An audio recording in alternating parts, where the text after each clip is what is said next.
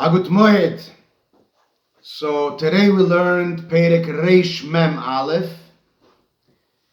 But before we discuss Perek Reish Mem Aleph, we have to make a short kitzur of Perek Reish Mem. We were discussing before Midas, the sfiros of Toyu. We discussed at length in the previous memorim. What was the problem of the sfiros of Toyu? Contrary to what many people think, that the problem with the sfiros of Toyu here was that they weren't perfect, the opposite. The sfiros of Toyu were very perfect, were too perfect. They were so perfect that when a person is very, very perfect, he thinks doesn't need anybody. And that was the problem with sfiros of Toyu. That every sfira was so perfect that Chesed is in the room, and Chesed is so perfect, it doesn't need Gvura. If Gvura comes into the room, there's an explosion. That's what Miguel and that we learned already in the past. In Perek Reish Mem, he finishes with a question. What is the question? That he says that Chesed, at the end of the day, when Chesed does work with his daf design, there's two types of ashpoe.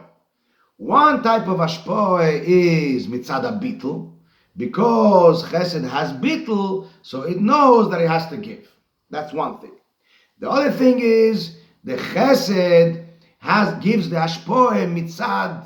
It has such abundance that it also gives. A normal Chesed, a good Chesed.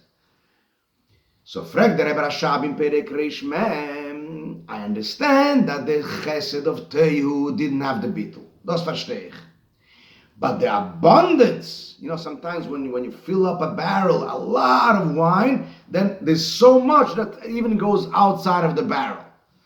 So that lichere Chesed of Toyu did have. There was tremendous abundance. So how come at least that ashpoe, even that ashpoe, the lichere, that should have been even as far as the Toyu. That's how we finished the question in the end of Reish Mem. That lichere Chesed of Toyu had such a riboy ashpoe that lichere should have understood that it needs to give also to someone else. How come it wasn't that way? How come there was that kind of explosion and Chesed didn't want to have anything to do with any other sfira? Question. That's the end of Reish Mem. In Reish Mem Aleph, he starts explaining, and the answer will come much further. So if the Falcon Cup, now for a long time, there's going to be several issues that the Rebbe Rashab is going to explain, and that's going to come to the ultimate answer.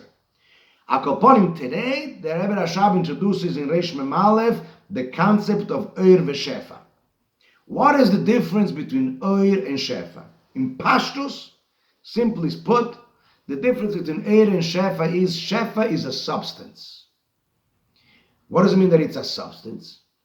A substance, if I have water in one cup and I put some of the water in another cup, I lose. If I have 4 ounces of water in one cup and I put 1 ounce in the other cup, I'm left with 3. So I lost something in cup A because I put it into cup B. That is Shefa. Oir doesn't work that way. Oir doesn't lose anything. When Moir shines, when the sun shines, it's irrelevant how many people are getting tanned. The Moir doesn't lose anything.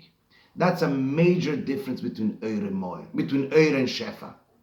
That Oir, the Moir doesn't lose anything, and Shefa does lose.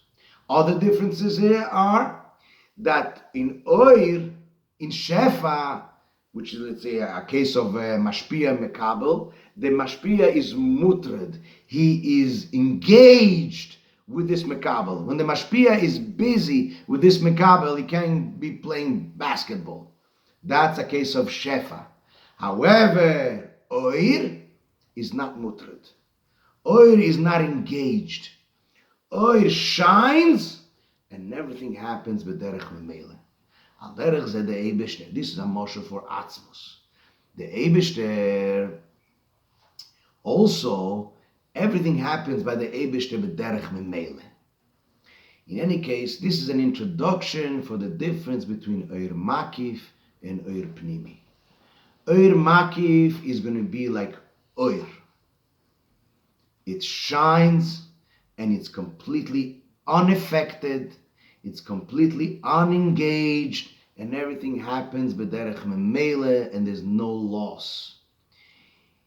Eir Pnimi is going to be more like Shefa. Shefa meaning that it's engaged and there is some seems like a loss, and and uh, it's engaged, and Agut Mayed.